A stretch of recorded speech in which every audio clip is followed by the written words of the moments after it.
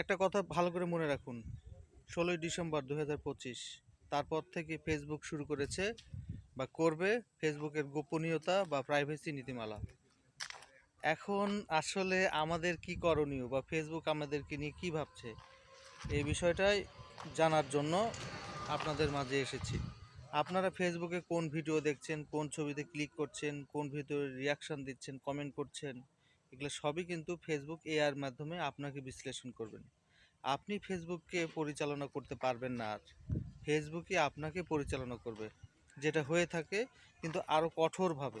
এই কারণে আপনি কোন কোন ভিডিওগুলো দেখতে চান, আপনার মনে কোন কোন ভিডিওগুলো আসাটা জরুরি বা আপনি মজা পান, ইন্টারেস্ট পান, সেই ভিডিওগুলোই এআইয়ের মাধ্যমে ফেসবুক আপনার যে এতদিনের রিয়াকশান, কমেন্ট, সেগুলা বিবেচনা পর্যালোচনা করে সেই সব ভিডিওই কিন্তু আপনাদের সামনে উপস্থিত করবে, যাতে করে আপনি ওই ভিডিওগুলো দেখে খুবই মজা পান।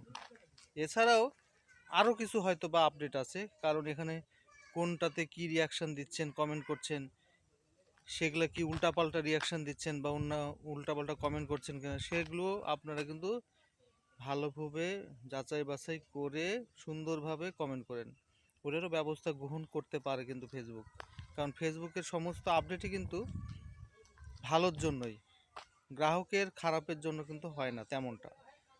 কিন্তু খারাপ তখনই হবে যখন আমাদের আচরণ ফেসবুকের কাছে খারাপ মনে হবে।